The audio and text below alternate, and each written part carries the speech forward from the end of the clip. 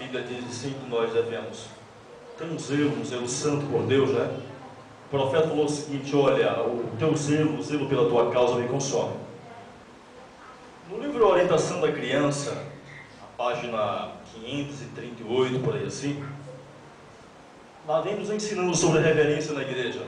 E lá diz o seguinte, que no sábado, cada pai deve trazer seus filhos para a igreja, colocar os seus filhos de lado, para que eles não fiquem correndo pela igreja e etc, etc, etc. Analise bem. Esse garoto aqui, ele já entrou para a igreja, já bem crescidinho, correto? Ele já sabe de alguma coisa.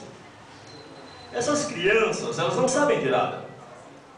Se elas forem crescendo, quando um dia você disser entre para dentro, elas não vão querer entrar. Por quê? Um ato forma o quê? Atos. Os atos formam o quê? Um hábito. E os hábitos formam o caráter. E depois que o caráter estiver formado, acabou. Pronto. Certo? Tem pessoas que não comem fruta de maneira nenhuma, só comem comida cozida ou assada. Quando ela formou o hábito, tem hábito só de comer comida cozida, comida etc, frita. Se você der fruta para ela comer meio-dia, um prato de abacaxi, vamos comer abacaxi meio-dia. Ela falou, isso aí não enche barriga de ninguém. Elas não têm hábito de comer fruta. Então vamos formar o hábito de nossos filhos em sentar pertinho de nós, cantar conosco, a gente fica entretendo eles por ali. Vamos cantar, meu filho, vamos cantar, ler a Bíblia e tal, etc. Também diz que não devemos dar brinquedos para trazer para a igreja. Ela deve entender que ela veio para a igreja para adorar o... Alegrei-me quando me disseram, vamos para a casa do... adorar o Senhor. Certo? Então façam isso e vocês terão filhos santos amanhã, que não darão trabalho a vocês. O título de nosso sermão nesta manhã é: o santuário no céu é o próprio centro da obra de Cristo em favor dos homens. Já que nós estamos falando do santuário, então vamos concluir a lição de hoje de manhã com a pregação de tarde. Eu convido a vocês que abram suas Bíblias no livro de Levítico, capítulo 16.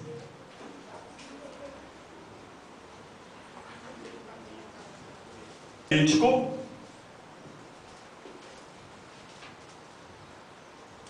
só para vocês entenderem uma coisa, no livro Grande Conflito, existem 3 capítulos que falam sobre a imortalidade da alma.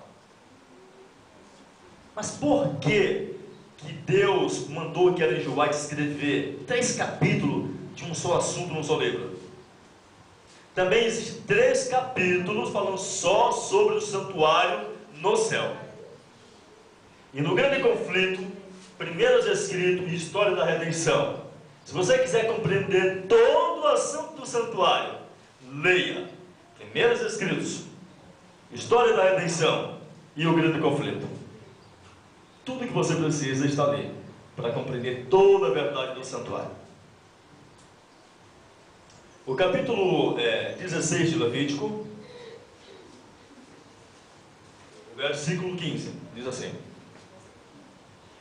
depois degolará o bode da expiação, que será pelo povo, e trará o seu sangue para dentro do véu, e fará com o seu sangue como fez com o sangue do novilho, e o espargirá sobre o propiciatório, e perante a face do propiciatório.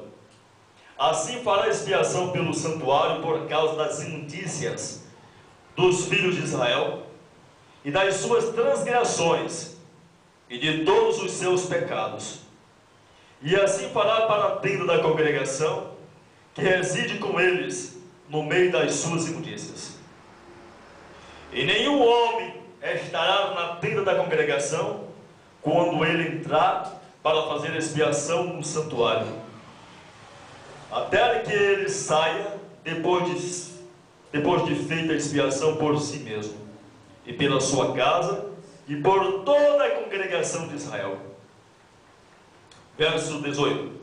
Então sairá ao altar que está perante o Senhor, e fará expiação por ele, e o tomará do sangue do novilho e do sangue do bode, e o porá sobre as pontas do altar ao redor. Verso 19. E daquele sangue espargirá sobre o altar com o seu dedo 7 vezes, e o purificará das imundícias dos filhos de Israel, e o santificará.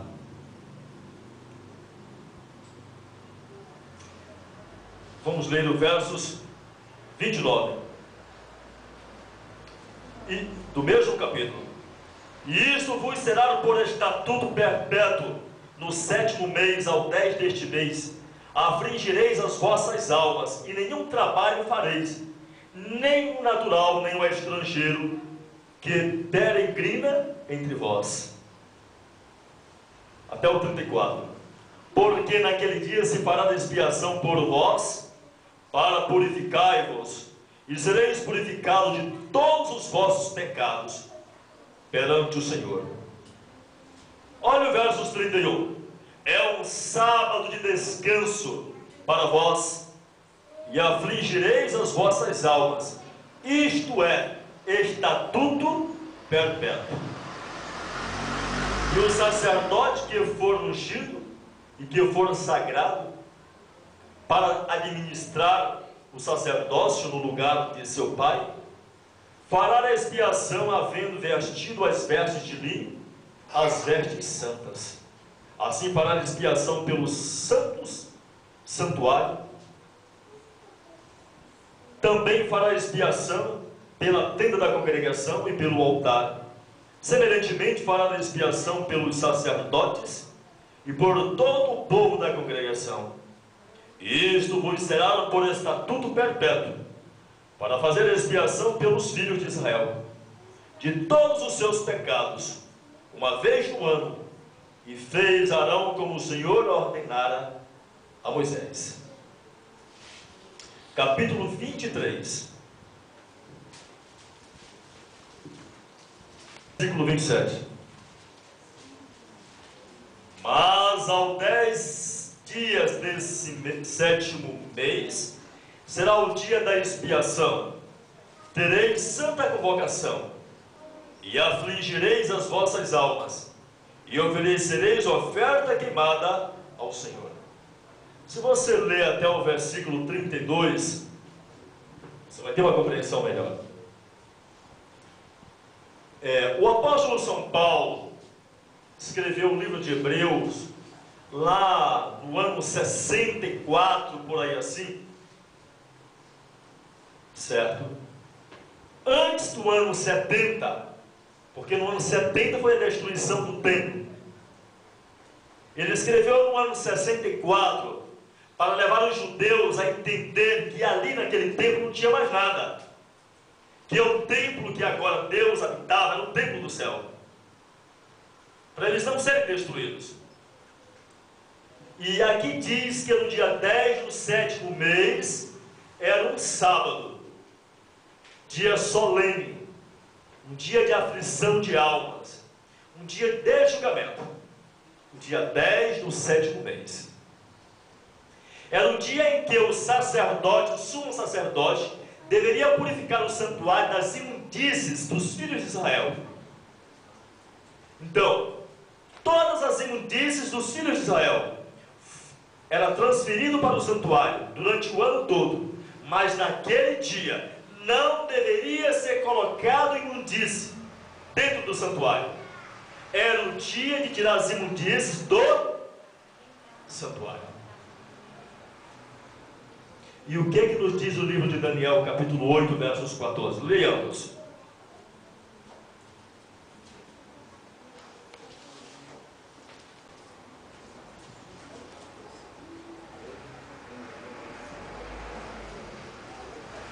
E o anjo Gabriel, ele me disse: até 2300 tardes e manhãs e o santuário será o quê? Purificado. Eu falei agora há pouco que no dia 10 do 7º mês era o dia de tirar as imundícias dos filhos de Israel de dentro do santuário. Então, em 22 de outubro de 1844, foi o dia 10 do 7º mês. Dia 10 do 7º mês. E de 1844 para cá, não se deveria mais colocar imundícias dentro do santuário do céu. De 1844 para cá, era o período de tirar as imundícias dos filhos de Israel de dentro do santuário. Então, irmãos, hoje não é mais dia de nós colocarmos nossas imundícias para o santuário. Elas devem ser eliminadas. Vocês se lembram do texto? Na plenitude do tempo, Deus enviou o seu filho nascido de mulher, certo? Para expiar os nossos pecados, para tirar de dentro de nós os nossos, para levar para onde? Para onde? Para o Santíssimo do Santuário. E depois que ele fizer essa obra, tirar os nossos pecados de dentro de nós, levar para dentro do santuário, agora ele tem que tirar de dentro do santuário para colocar sobre o diabo. Correto? Mas analise bem uma coisa: os pecados das pessoas que são tirados de si, levados para dentro do santuário, são somente daquelas pessoas que se arrependeram, pediram perdão, foram transformadas. Então esses pecados serão tirados de dentro deles, levados para dentro do santuário. Então, como o pecado foi tirado de dentro do ser humano, então ele ficou puro, ele ficou sem mácula. É por isso que a Bíblia diz que os 144.000 não tem mácula, não tem ruga ou coisa semelhante. Entenderam? Porque todos os seus pecados terão de ser colocados onde? No santuário. Agora escute só uma coisa que eu vou dizer para vocês. Entendam bem, olha só. A Bíblia diz que o julgamento começaria pelos mortos e iria se finalizar pelos vivos.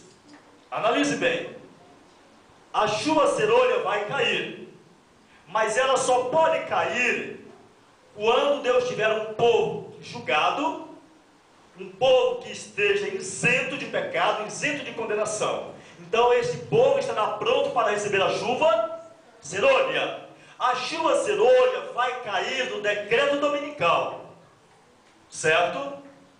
Então isso significa que antes de sair o decreto dominical, ao culminar o decreto dominical, encerra, conclui o julgamento dos vivos, certo? Ou seja, então nós não saberemos nem o dia e nem a hora em que se irá iniciar o julgamento dos vivos e o momento em que irá finalizar. É por isso que a Bíblia diz: orai e vigiai, porque não sabeis que hora, se é de dia, se é de noite. Por isso que a Bíblia diz que nós devemos estar preparados, porque no momento em que Jesus Cristo se levantar para julgar os vivos, não existirá mais momento para nós pedir perdão, porque ele se levantará para determinar quem se santificou e quem permaneceu na imundície.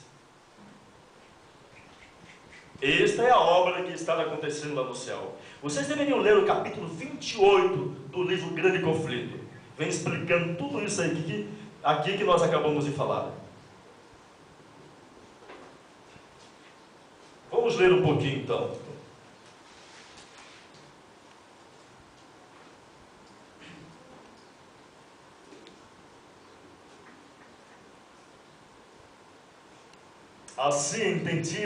Assim estendia-se a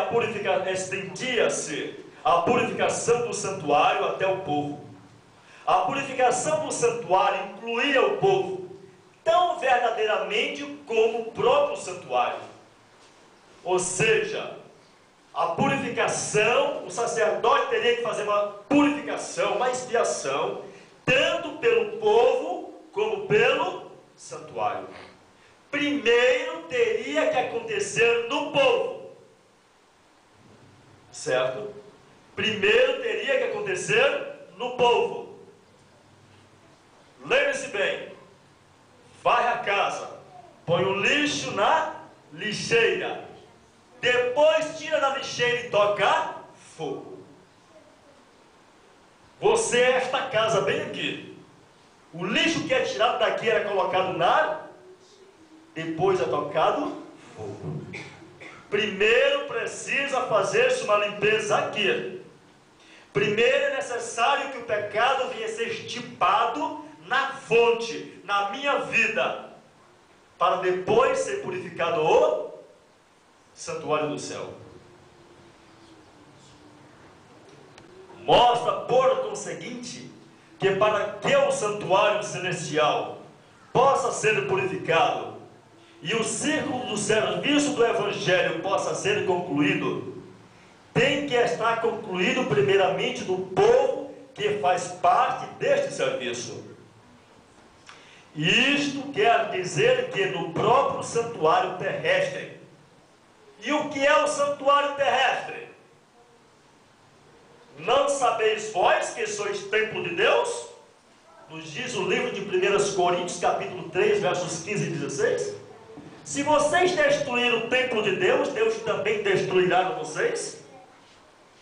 Então, o serviço do santuário, a conclusão desta obra, primeiro tem que ser realizado no templo da terra.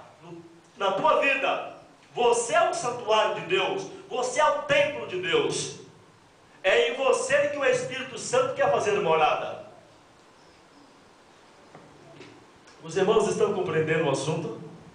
Que Deus seja louvado então. No próprio santuário terrestre, a transgressão não podia ser concluída, e o fim dos pecados e a reconciliação pela iniquidade não podia ser feita, e a justiça eterna não podia ser trazida, até que tudo isto tivesse acontecido em cada pessoa que fazia parte do serviço do santuário terrestre. O santuário, propriamente dito, não podia ser purificado, até que cada um dos que oravam tivesse sido purificado. O santuário não podia ser purificado enquanto, através das confissões do povo e das intercessões dos sacerdotes, estivesse sendo derramada sobre o santuário uma corrente de iniquidade, transgressões e pecado. O santuário nos dias de Moisés não podia ser purificado enquanto esta congregação aqui continuasse pecando e transferindo o pecado para o santuário. Da mesma forma, hoje o santuário do céu não pode ser purificado. Lembre-se bem, somente nos dias de Israel, somente quando o santuário estava concluída a purificação, o sacerdote saía com os braços abertos para abençoar o povo. Aí iniciava-se a festa, a grande festa do jubileu, certo? Do jubileu. Da mesma forma, o ato de sair para fora e abençoar o povo, o sacerdote naqueles dias, representa Jesus Cristo saindo do santuário para vir buscar o seu povo aqui na terra. Mas ele não irá fazer isso enquanto esta igreja aqui não deixar de transferir pecado para o céu. Enquanto os filhos não forem obedientes, enquanto nós não buscarmos a Deus de todo o coração. É preciso que nós venhamos investigar nossas vidas. É por isso que o apóstolo São Paulo diz: examinai-vos a vós mesmos para saber se vocês estão na fé, se não é que já estáis o quê? Reprovados. A purificação do santuário era o afastamento, escutem bem, a purificação do santuário era o afastamento de todas as transgressões do povo e do santuário, que através do serviço dos sacerdotes foram postas sobre o santuário durante o serviço anual. E esta corrente tem que ser interrompida na sua fonte. A corrente do pecado que jorra para o santuário tem que ser interrompida na sua fonte. E aonde é a fonte do pecado? Aonde é? A Bíblia diz que o que está na boca provém do coração, certo? Por isso que Jesus falou lá em Marcos capítulo 9, certo? O pecado de adulterar é fabricado na mente, de roubar na mente, de ser glutão é na mente.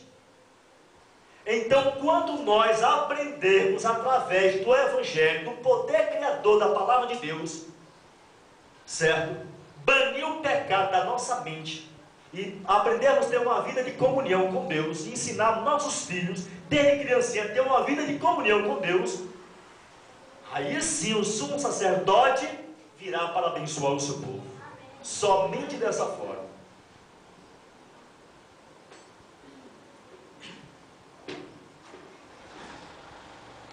Por conseguinte, a primeira obra, pode ficar à vontade, pode ficar à vontade.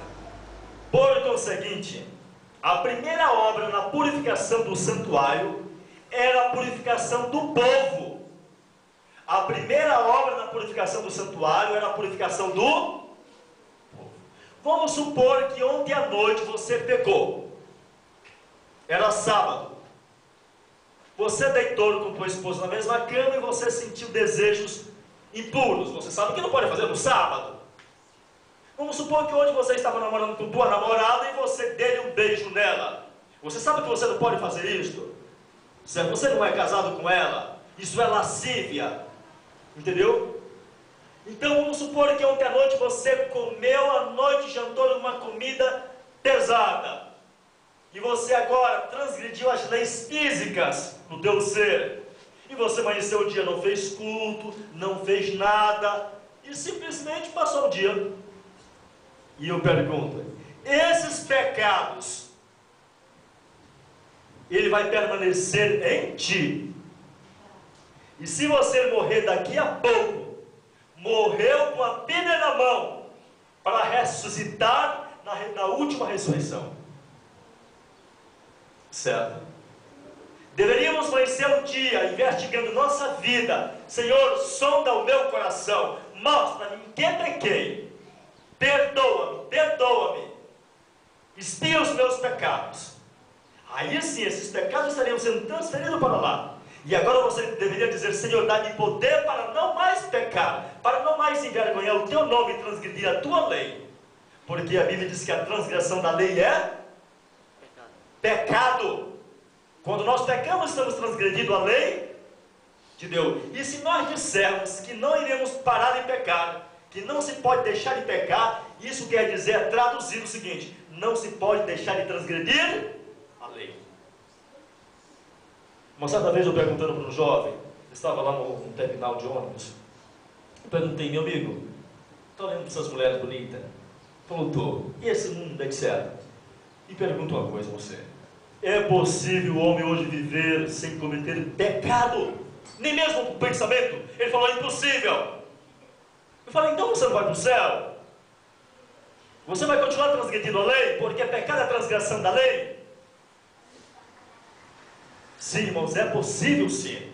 A Bíblia diz que ao homem é impossível, mas a Deus tudo é possível. Possível em Jesus Cristo. Isto era a preliminar e essencial para a purificação do próprio santuário, para o término da transgressão e a entrada da justiça eterna. Era o término da transgressão, acabando com os pecados e fazendo reconciliação pela iniquidade e trazendo a justiça eterna no coração e na vida de cada um do povo de Deus. O que é que nos diz o apóstolo São Paulo 9,9 no livro de Hebreus? Leiamos então. Hebreus 9,9. Hebreus capítulo 9. Pode ler. Alguém da congregação pode ler. Leia, irmão.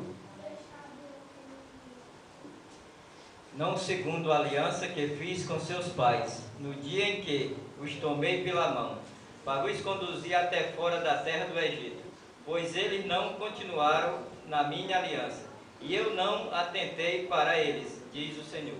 Versos 24. Porque Cristo não entrou em santuário feito por mãos, figura do verdadeiro, porém no mesmo céu, para compadecer agora por nós diante de Deus. Exatamente. Para comparecer agora diante de nós, perante Deus, para purificar o santuário.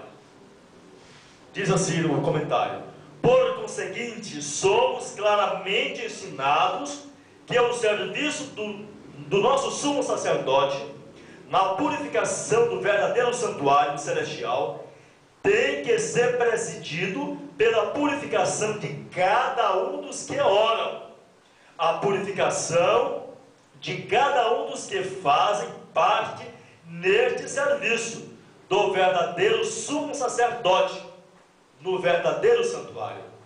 É claramente mostrado que a transgressão tem que estar terminada, um fim dos pecados e de reconciliação para toda iniquidade tem que ser feito, e a justiça eterna tem que ser trazida na experiência de cada coração dos crentes em Jesus, antes que a purificação do verdadeiro santuário possa ser purificado.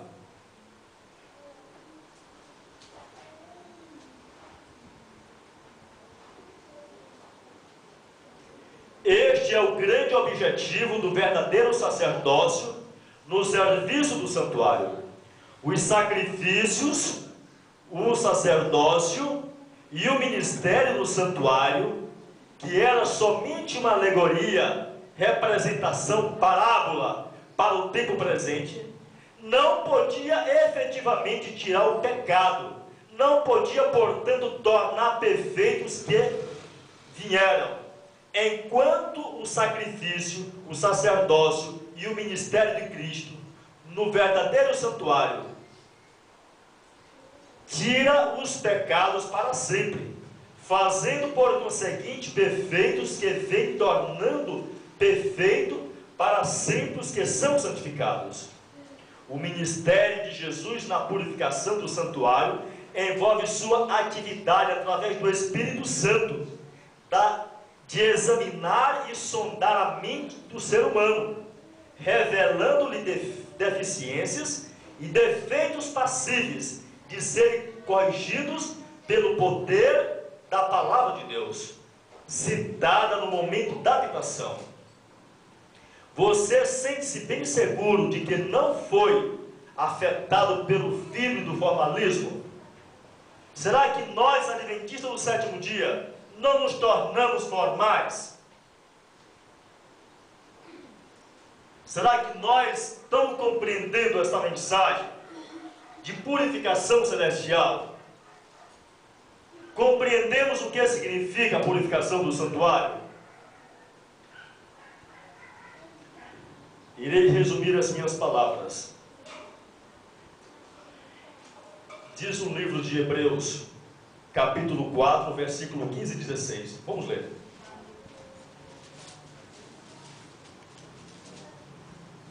Não temos um sumo sacerdote que não possa compadecer-se das nossas fraquezas, porém um que, como nós, em tudo foi tentado, mas sem pecado. Preste bem atenção. Olha bem aqui o seguinte: porém um que, como nós, em tudo foi tentado. Ele não era diferente de nós, ele era igual a nós. Diz mais: cheguemos, pois, com confiança ao trono da graça, para que possamos alcançar a misericórdia e achar graça, a fim de sermos ajudados em tempo oportuno. Que Deus nos ajude, irmãos. Que venhamos seguir o conselho da Bíblia, nos achegar em tempo oportuno. O tempo oportuno é hoje. Hoje é sábado, o sétimo dia do Senhor Deus. O santo dia, o dia que deve ser foi abençoado, deve ser santificado. Que cada um volte para os seus lares. Santifique o sábado. Lembre-se, o sábado não termina aqui na igreja. O sábado só vai terminar no pôr do sol. Então devemos refriar nossos pensamentos, disciplinar nossos pensamentos, refriar nossa língua, não falar nossas próprias palavras, não nos irritarmos, não falarmos mal de ninguém, não chegarmos na mesa da família com barulho, não ligar o fogão para cozinhar a comida, porque a Bíblia diz que é santo sábado, certo? Não diz? É o santo dia de Deus. Nele não acendereis fogo em nenhuma de vossas moradas, certo? Lembre-se que é sábado, é o selo do Deus vivo, que será aplicado na fronte quando sair o decreto dominical. Lembre-se disso, irmãos. Para o santuário no céu ser purificado, primeiro precisa ser purificado o meu coração, a minha vida, purificado de todo o desejo carnal. Nós iremos permanecer com a natureza pecaminosa até Jesus voltar. Cada um de nós temos a máquina de fazer pecado, que é a natureza pecaminosa. Você não pode impedir o passarinho de voar sobre sua cabeça, mas você pode impedir ele de fazer um ninho na tua cabeça. Você não pode impedir os maus pensamentos de vir na tua mente, mas você tem poder de Deus para refutá-los e não executá-los na tua vida. Em nome de Jesus, que Ele abençoe a nós nesta manhã ricamente, com compreensão do Evangelho e com o poder do Evangelho. Amém. Amém. Santo Senhor Deus, Criador dos céus e da terra, nosso Senhor o sumo sacerdote, segundo a ordem de Melquisedeque, nosso Senhor Jesus Cristo, nosso Pai eterno, nos achegamos a Ti neste momento, para acharmos graça e alcançar a misericórdia, para clamarmos o perdão e a libertação dos nossos pecados. Nos ensine como vencer o pecado, nos ensine como vencer o mundo, nos ensine como vencer o diabo. Dai-nos poder, nos ajude a esmurrar o corpo, a sacrificar nossos desejos e vontades terrenas. Jesus Cristo abençoe esta igreja, abençoe o ancião, os líderes desta igreja, abençoe cada criança, cada mãe, cada jovem, desperte-os para o grande reavivamento, para o derramamento da chuva serôdia, para o julgamento dos vivos. Pai eterno, tem misericórdia, te rogamos nesta manhã, porque o Senhor é o nosso sumo sacerdote, o nosso irmão mais velho, o nosso Senhor e Salvador Jesus Cristo. Amém. Amém.